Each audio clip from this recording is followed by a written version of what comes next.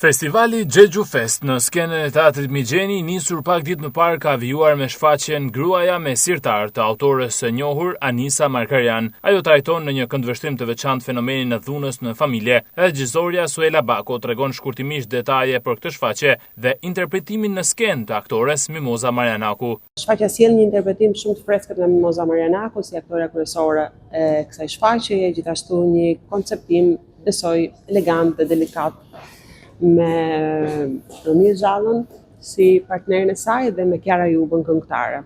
Është një shfaqje e konceptuar në disa dimensione, qoftë gjeografikisht, ashtu edhe në konceptin artistik.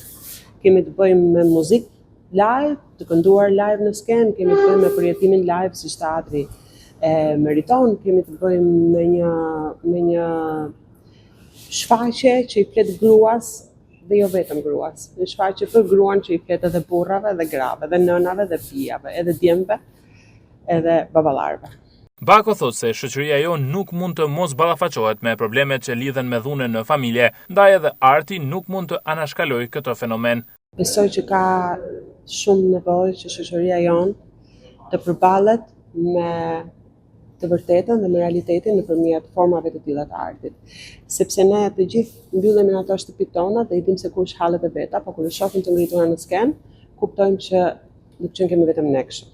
Që ka gjithë bota kështu. Kur them gjithë bota, dua të them ky është një problem shumë i madh i shoqërisë shqiptare, por jo vetëm i shoqërisë shqiptare, dhe mua më vjen mirë që nënvizoj këtë fakt, nënvizoj këtë plagë të shoqërisë që është dhuna në familje, e cila në fakt nëse fillon në një brez të ri, siç është fëmia, për fat keq ajo dhunë do ta shoqërojë këtë fëmijë derisa mbyll syt gjatë gjithë jetës së tij.